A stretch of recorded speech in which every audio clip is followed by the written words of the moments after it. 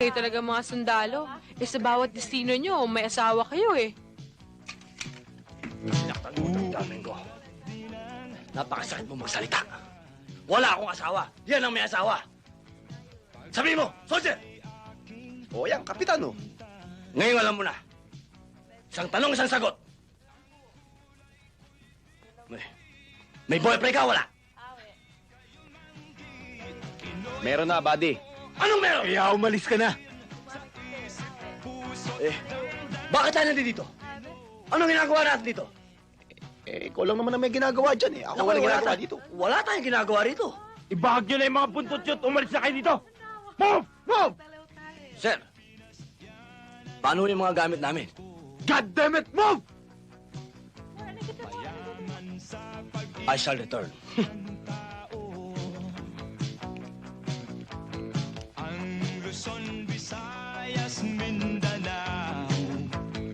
Alam mo, Linda, dito sa Basilan, walang pwede manligaw sa'yo kundi ako lang. Dahil sa akin ka magpapakasal. Mukha mong asawahin mo.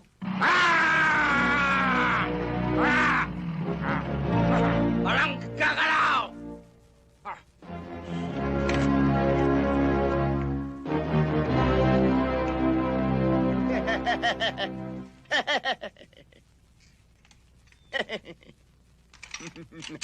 Dahan-dahan! Dahan-dahan!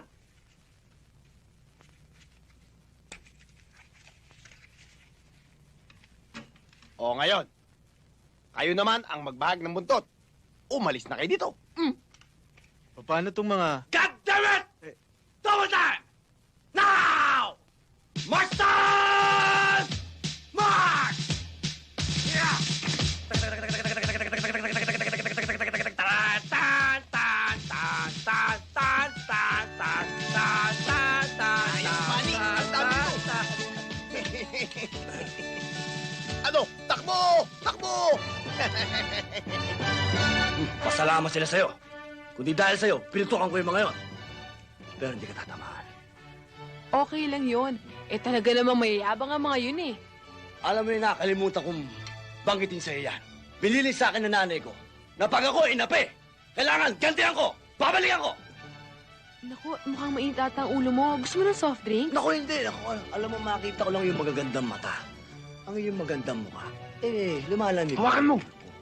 Bakit di tayo lumabas? At magsaya tayo. Ang gulo mo naman eh! Ano ka? Tingnan mo yun. Ang daming jeep. At nakalimutan ko rin sabihin sa'yo. Sabi rin